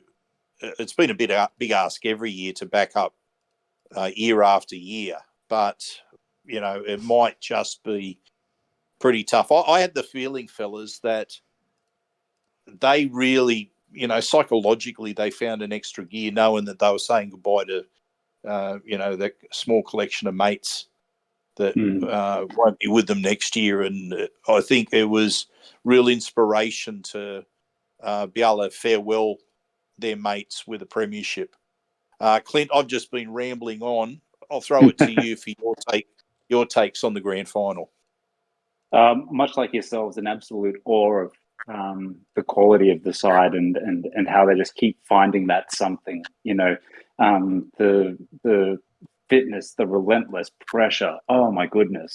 You know, like you and I'm not ashamed to say this because I suggested this last week in prior to the grand final. If there was a way for both sides to lose, I would have taken it. But I was kind of cheekily on the side of Melbourne, but not invested in them winning as more as that I just, you know, I don't think it's healthy that there is continuous winners because for the sake of the competition of the product or the competitiveness of the product, I should say, as a sport, I think it's healthy if we're going to keep towing the line of the salary cap being the great equalizer, that we have a feedback system that reinforces that.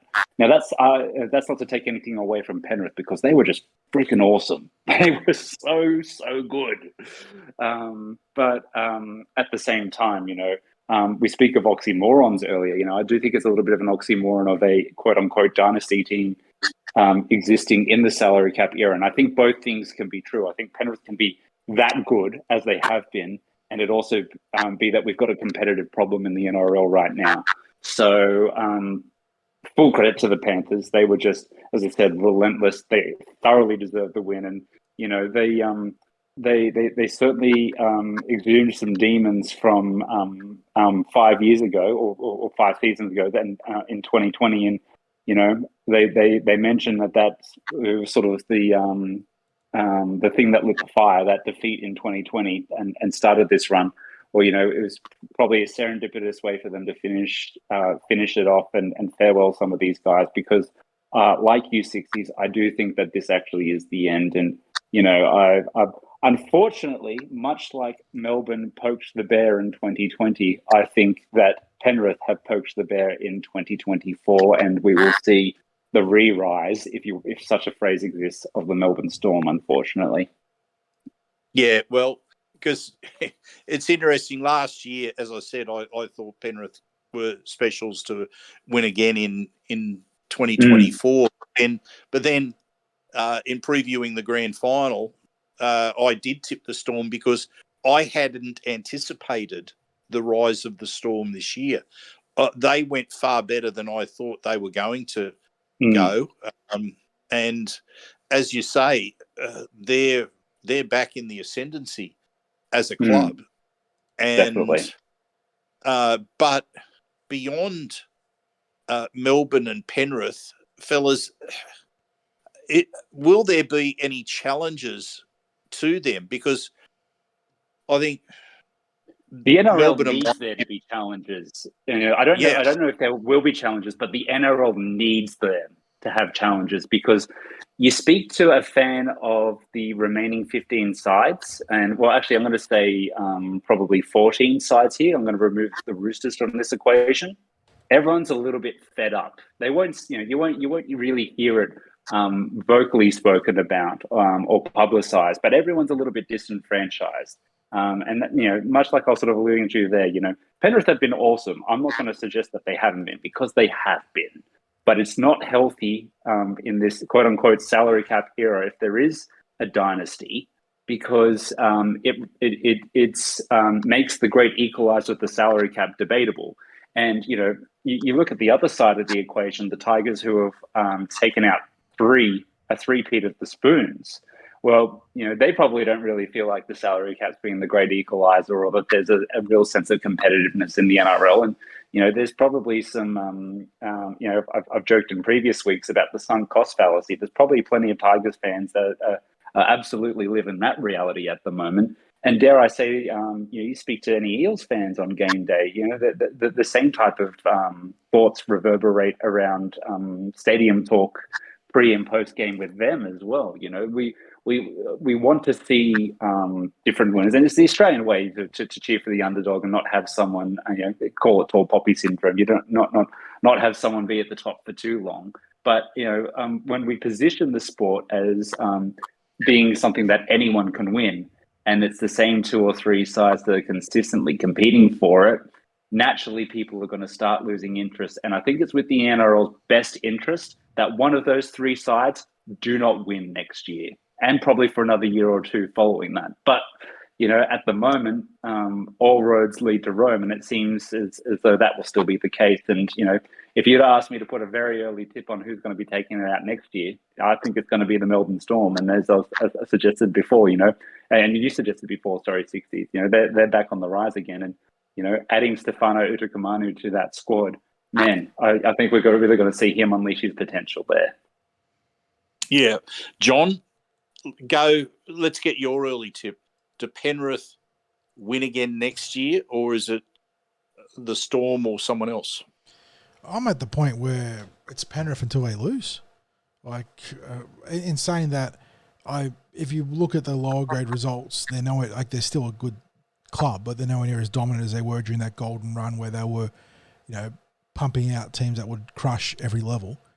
So they're not getting the same ridiculous injection of talent to bolster their depth, and not just depth, but quality of depth as well. And they've had to go the external recruits with Ice. Look, that should not be overlooked. Ice and Blaze going there, that's the most significant recruitment they've done since they initially poached Kikau way back at the start of the run.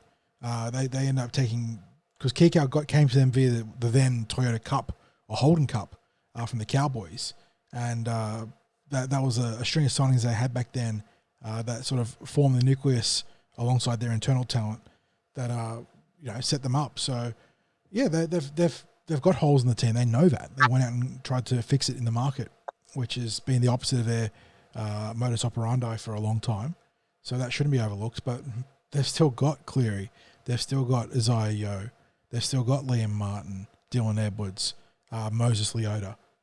They've got so many great players. I mean, Brian To'o. They've got Tangor. They can surround these guys with not lesser, but it is lesser, but not lesser as a derogative term. But they're in a very good position still. So I don't know. The Roosters are set to take a big step backwards. They've lost a ton of talent. Sam Walker will be injured going into next year. As much as I'd love to see the Eels be premiership contenders next year, it's the first year of a rookie coach that's going to have to make some significant calls on the structure of the team moving forward. So it's going to be, I imagine, some teething problems there. I don't know. Melbourne, they are definitely a contender, but it was pretty telling that Jerome Hughes was invisible in that game. And that doesn't undo all the great work he did in the regular season to win the Dally M. He was absolutely worthy of the Dally M, but at the end of the day, you need those guys to stand up on the final Sunday of the regular season, of the actual season. And Munster had more errors in a big game than I've seen from him in a long time. I thought Harry Grant was... I am someone who was very critical of Harry Grant a lot of the time, but I thought he was phenomenal in this game. I thought he actually had a wonderful game, considering the hands that were dealt for his team. But Pappenhausen wasn't a huge factor. They keep talking. To me, he was the invisible man as well, John.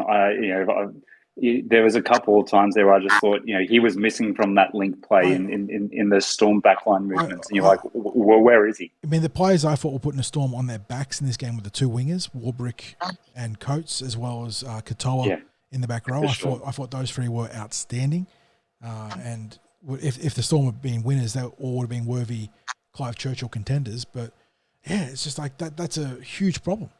And if anything, I think the Melbourne pack might have been a little bit exposed too. So, I don't know. It's... But the way that I view it then, John, is that you had a gripping contest where the team that is the history-making team, the generational team, played an absolute ripper of a match in this. Physically so dominant. And yet, with all of those players being non-factors, and you have to put it down to the Panthers... It was only 6 points. Yeah, forcing them. It ended up still that close contest. That's fair. So, like that is very fair. But in the same game, they only got 40 minutes out of Brian Toto, and half those 40 minutes he played with a shattered kneecap, apparently. So I don't know. Like until they lose, it's so hard to bet against them. Like they are just too good.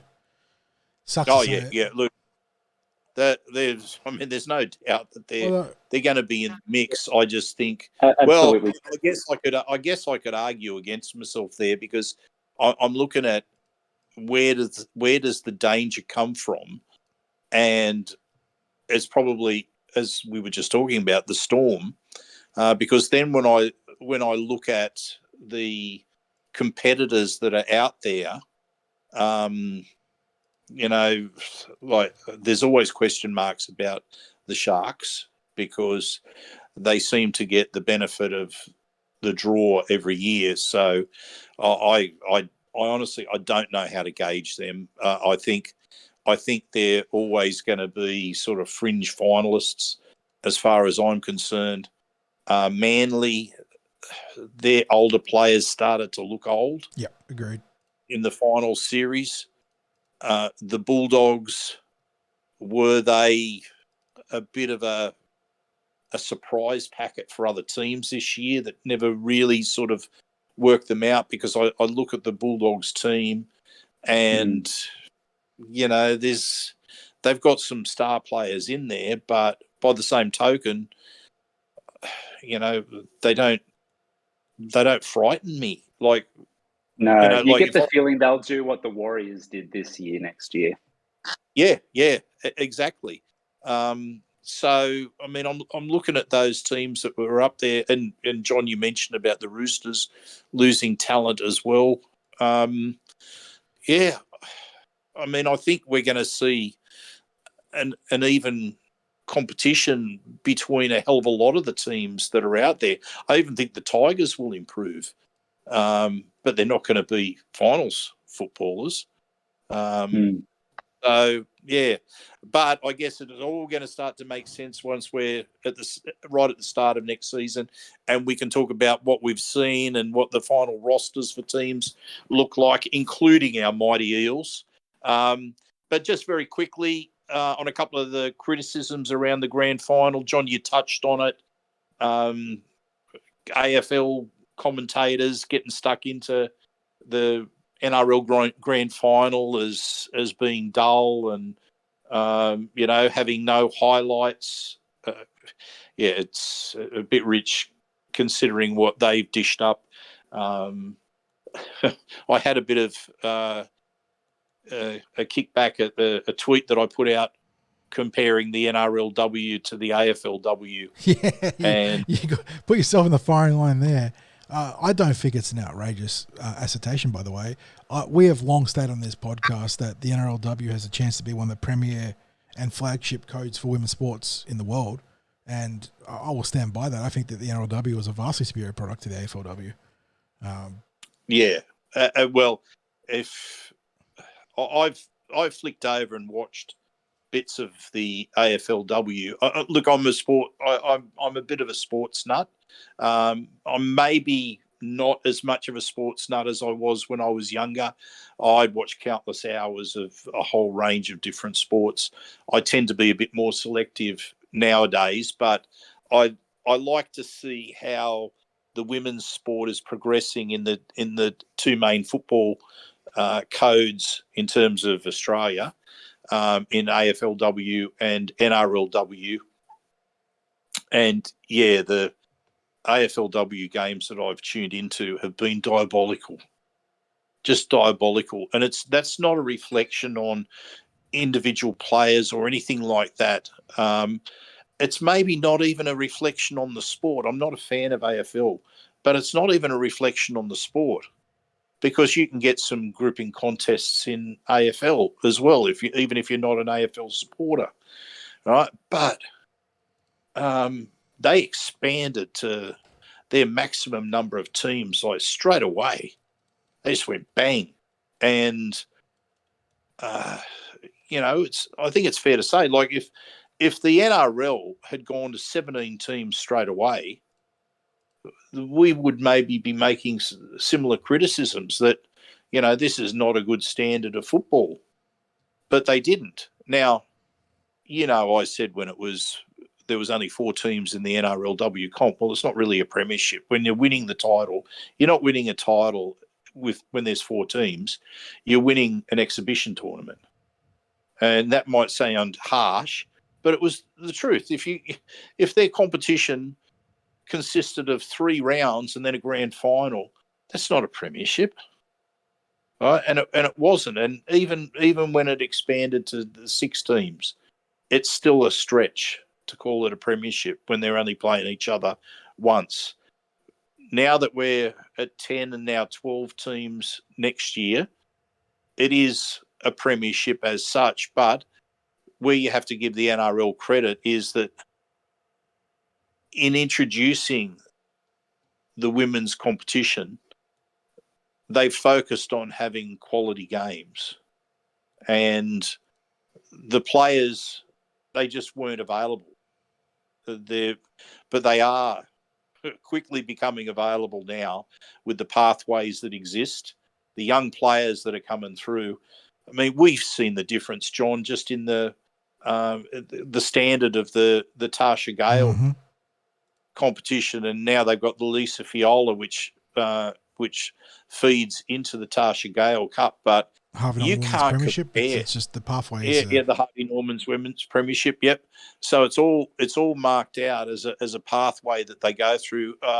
Who knows? At some point they might have an under 21s level cup like the Jersey Flegg, but you couldn't compare what we were watching at the Tasha Gale Cup level, say about 6-7 years ago, to what we see nowadays at Tasha Gale Cup level. Exactly. The growth and development has been almost exponential. It's reflective in the product of the NRLW too. We used to see very raw, even for rookies, raw young players coming in and having to find their way there. You're seeing young guns coming in and starring the way that young NRL prospect stars do. So it's been a great journey for the NRLW and the women's pathways, and it's what we don't always give the NRL and the governing body, a round of applause, but they've handled the growth of the women's game very, very well. And that's why I think that, going back to your original point, this whole us versus them and NRLW versus AFLW, yeah, I do think the NRLW is a superior product. I do think that it's got better pathways. I do think that it's set up for long-term success. And I'm at a position where I am looking forward to the round growth, like the actual regulation round growth of the NRLW. I want double round robin. I want a proper final series, because yes, there's the odd blowout, just like there is in the male game, but the standard of the product is excellent, and it is legitimately entertaining to watch. Well, I just wonder whether their final destination point, where they have a team for every club, so that it mirrors the NRL, but whether their destination point is one round with each of that, because until they can get to full professionalism in terms of like the money that's paid to the players, and all of the commitments therefore become full-time commitments. That's probably their biggest hurdle, I think. And I think they will start to discover as well about whether the women, and this isn't meant as a sexist comment in any way, but whether they can go through the rigors of that level of physical contact that exists in their game for, say, the number of rounds that exist in the NRL, 27 rounds plus finals football. That's a big ask. That's a big ask for, women where this level of competition hasn't existed before. That level of intensity. Yes, there's been, the Harvey Norman and the local competitions that they've played in, but once you start talking about mirroring the NRL, that's a huge leap forward, and maybe that is somewhere a long way down the track before they get to that. Even if they have a team mirroring the NRL, and they've got 17, 18 teams, whatever the NRL's up to by that stage. So anyway, but the comments about the NRL grand final being boring, it was. Is that a reflection? I'll throw this to you, Clint. Is it a reflection of society in general that if you don't have if you don't have all these whiz bang exciting moments, that people are bored? That's exactly what it is. Yeah, I mean, we've seen an NRL product this year which probably matches it. All these high-scoring games, try after try being scored, but certainly not, not a level of focus on defence in a lot of the games. But all of a sudden, this big physical contest, and it's like, oh, this is boring. There's not enough tries being scored. It's I think that's absolutely right. 60s. There's certainly an entertainment vacuum that exists, and I'm going to cite something from back in the going as far back as the 1950s through the film industry, and I'm going to use the statistic of how long an average shot would last in the movies versus how long an average shot lasts in movies now. And when I mean by shot, I mean the camera fixated on one subject matter without diverting away from that subject matter. So there isn't a transition to another frame or another subject matter. It remains focused on that one subject matter. In the 1950s, it was about 13 seconds, a little under 14 seconds would be the average amount of time in your standard Hollywood movie that the camera would remain focused on one subject matter. And that was because they wanted to allow the actors to act and to carry the scene, because a lot of the movies were although story driven, they had to use in lieu of special effects, or I guess the way in which special effects are used now, I should say, the characters' emotions and the actor to act to carry the gravitas of the scene through. You fast forward to the 2010s, and the average that same average scene is now lasting less than 3 seconds before it pans off to something else. So the attention, I guess, and focus of the average viewer or entertainment viewer, I should say, of which sport falls into the category of entertainment, has significantly shortened over the better part of half a century to 70 years. You put that in a sporting context, and you start hearing things like that now. It's a verbal representation of exactly the same situation. Everybody wants things faster and stronger and bigger and better, and we've come not to appreciate the simplicity of things in our game. And it was a good old-fashioned defensive war out there for a large part of the game. And I, for one, as a purist, enjoyed that element of the game. I hate seeing, and I'm sure you boys are the same. I hate seeing scores like that Eels Dragons game in the penultimate round. That was stressful and frustrating, and like we all walked out of there just and obviously the manner in which the game unfolded that last 10 minutes had a huge part to deal with that. But we all left the stadium that day frustrated and irritable, and it's because no one wants to watch footy like that. Like it might have a novelty aspect for the neutral fan in those types of situations because like, whoa, look at this happening. And kind of get them off the seat and involved in it. But the fans of teams involved in those types of games, both of them hate it. Both of them despise it. And it is absolutely a reflection of society and where it's at. And I think the people who are making those types of comments are generally your casual fans who aren't all that invested in the sport to begin with.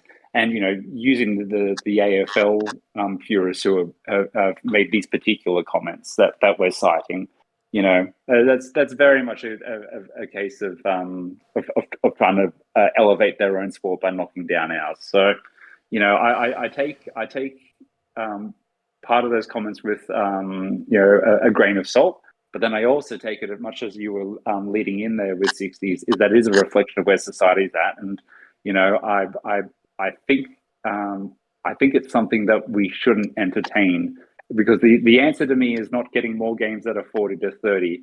That's not making games more competitive. That's that's about artificially increasing dopamine levels in fans and making us all zombies. Yeah, absolutely true. And by the way, I hate both teams, but I still sat on the edge of my seat through the second half. Yeah, big time. Same here. Yeah. So now, just before we get on to the last couple of bits of news, the other criticism was the grand final not being a sellout. Now, my take on that is a little bit of a combination of what Clint had to say before about it. It is becoming that lack of competition with the Panthers is maybe affecting a lot of neutral fans who like to go to grand finals for the spectacle. And I also think, I wonder whether Penrith have got that depth of support. I know they've got a lot of support, but have they got that depth of support to sell out a big stadium against an out-of-town, out-of-state team? I don't know. I mean, it's strange that you can get a sellout if you have the Broncos and the Cowboys in a grand final in Sydney, but in Western Sydney, and you've got a powerhouse team like the Panthers taking on the Storm in the grand final, that they don't sell it out. That's probably a little bit of a concern. Probably the ratings won't show any concerns, but John, you got any takes on the crowd figure? I mean, it barely missed a sellout too. That's the other thing we got to talk about there. It was 80,000, 81,000 and a few hundred. It wasn't like there were thousands under the cutoff there. But I think your factors are pretty significant. There is absolutely supporter fatigue when it's not just one team winning 4 premierships, but it's taking on another team that has been there so many times. I think that the Penrith catchment, like you said, in terms of supporter base, while obviously very vocal and they get out to Penrith Park to support their team every week, perhaps don't have the consistent pulling power of some of the other bigger franchises. I wouldn't call it a storm in a teacup because obviously you want to be selling out the NRL Grand Final, but it only missed that metric by a little bit. So it's not the be-all, end-all. And I think it does speak to a larger topic of the NRL could certainly use a changing the guard when it comes to the premiership contenders. And unfortunately, Eels looked like they were going to be one of those teams, but just fell off the wagon a bit. So that's going to be, one of the big priorities for Jason Riles is to, I wouldn't say there's a power vacuum right now because Penrith, as we just discussed, who's going to win next year? Penrith is still there. Melbourne, as much as we have some reservations about their core players, disappearing from that game on Sunday, they're still a phenomenal team.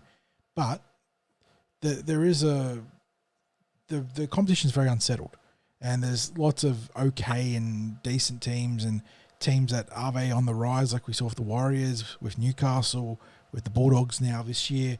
Like, are they legitimately on the rise, or are they just taking advantage of the given scheduling and opportunities that present themselves in a certain season? If Riles can solve some of these roster issues, and I'm not expecting miracles in year one, but he could make us competitive next year, and maybe we can get our foot in the door.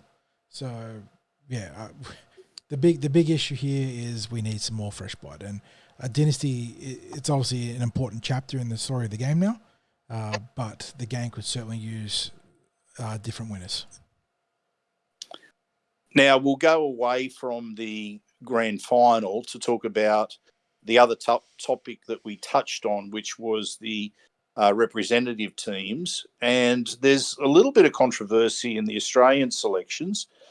We've touched on one with Koenig, despite being the NRLW Dally M Player of the Year and having such a dominant game in the grand final as well, not being selected in the Australian team. It is somewhat puzzling as well. The other big exclusion as well, I thought, was Jamie Chapman. I think she's just such a weapon out in the back line, and it was certainly lit the field in the Origin series. So, I think she was hard done by in not winning selection. And in the men's, James Tedesco missed out, DCE missed out, and our mate Jake Trebojevic missed out. So, fellas, who's unlucky in your mind, or these selections were the selectors or the coaches validated, in your opinion, based on be it form or their selection rationale? Clint, I'll throw to you first. I think when it comes to the men's players that you cited there, absolutely fair and the right call. Some of those boys have been in the setup for a long time as well. It's a good opportunity to bring in probably the next gen for the next 3 or 4 years. Additionally, we all thought that Jake was very fortunate to be in the New South Wales setup, let alone the captain. We've spent the year sort of joking about good guy Jake in that regard, and we don't mean that aspect of it facetiously, because he is a good guy, but his statistical output and his involvement has been rightly questioned, because it can be fairly argued that there's other players out there who play his position that could fill the role that he fills statistically better than what he did. As for the women's, I completely agree with you, 60s. I think that that's where they probably were a little bit hard done by. So, with the men's, I think it's just marking a changing of the guard, and some of those guys that have sort of been thereabouts. Someone like Dylan Edwards, for example, he's well and truly earned his spot to be the first choice Australian fullback. It's not James Tedesco's jersey anymore. And what you're seeing from Mal, and I think he was even quoted as saying something to this effect, is that it's a reward for some of those boys that played in the Origin series at a high level, and they're giving a shot now in the Australian jersey. And I think, if you look back on how he's picked his teams previously, it's pretty consistent with his selection mantra, because of how strong Queensland teams have been in the past. And a lot of those players from that Queensland dynasty being fixtures in the Australian side, you're seeing some of the New South Wales players for this Test series be rewarded for their strong Origin series. Yep. John, anything you want to add? Yeah, Olivia Koenig getting overlooked is outrageous. Obviously, Alvaro Mahale Murphy has been one of the benefactors of that, but Koenig was, very good this year. Very good through the regular season, very good through the finals, dubbed the best player in the competition, very nearly took best player on the field in the grand final if it wasn't for, was it Jocelyn Kelleher, I think, having an absolute blinder and pinching that one. That's a bad overlook. On the male side of things, I wouldn't say there's any particularly egregious selections or non-selections. The one that is funny as shit to me is the fact that Kalen Ponga was overlooked after all the big brouhaha about not making himself available for the Roos. Like that was the most predictable outcome I've ever seen. That they would then snub him for that, like make a big deal about it and then leave him out. So, yeah, I look at that team, and I suppose the most interesting question for me is, assuming that Moses is the halfback number one, who's his partner? Burton, Hunt, Dearden? Like who's going to be the 6 to his 7? I think Dearden. That's the best natural fit for mine, and I've got plenty of time for Tom Dearden. He's a very fierce competitor, and what he lacks in size, he certainly makes up for with energy and acceleration. So I think that's probably the best pure fit. But yeah, so you'd like to think that looking at that set of halves there, you'd like to think that Moses is the presumptive first choice among all four of them, even including Ben Hunt's experience. And fellas, let's wrap things up with, I guess it relates a bit to what we were talking about before with the standard of the NRL in terms of, we like to see another team on the rise. It looked like the franchise from Perth was a sure thing, and now it's anything but that, with the NRL formally rejecting the bid from the franchise as it stood. And I guess it's back to the drawing board in terms of whether we end up with a club from Western Australia. I think the NRL wants a club there. I think the West Australian government wants a club there. It might be a case of the NRL being a majority owner, maybe of a club that goes in over there if they want a club from Western Australia.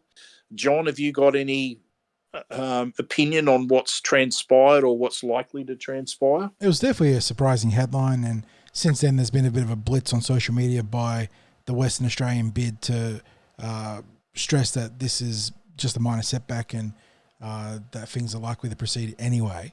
But I don't know if this is a squeeze by the league side on the government, the state government there, if this is because the premise was that the financials weren't strong enough, that they didn't specify what exactly, but that the financial branch of their proposal didn't wow the NRL to the point of feeling confident in the expansion bid. So what that means, who knows? Does that mean that they don't feel like there's enough of a groundswell for membership, for cash flow, for investment there? I don't know. Who knows? But there's been a bit of a blitz to make it sound like this will get fixed sooner rather than later, because the way it was sounding was that it was essentially enshrined in stone, wasn't it, boys?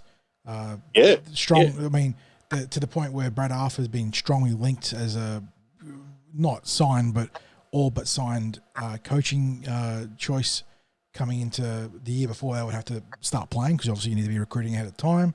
But now, this happens, and it's a bit of a blindside, because I thought it was a done deal, or the way everyone was talking about it. It makes a lot of sense. I mean, it makes a lot of sense, and you can't really call yourself, it does feel a bit silly calling yourself the NRL and you're not representing both coasts of Australia. Obviously, there's other considerations like Adelaide too, who I think would, if you're talking in national competition, make a lot of sense as well. But we like to have lots of teams in a couple of cities. So have to wait and see this one plays out.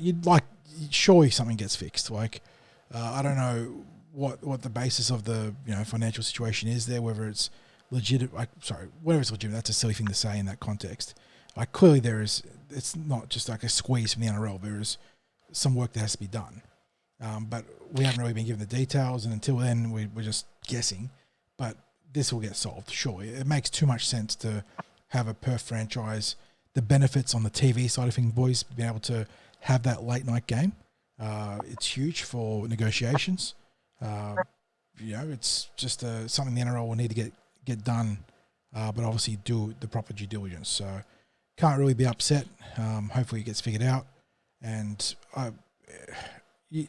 if it can get figured out soon, it shouldn't really affect the timeline either. Well, Clint, just taking up on what 40 just said, does it have a slight smell that it's a strategical move by Volandis to ensure that every T is crossed, every I is dotted, and that financially it's the best possible deal for the NRL as well? Of course, this that's Volandis. He absolutely does this, and he's a master at playing things out in the media to. I'm not going to necessarily say circumvent process, but to certainly Expedite.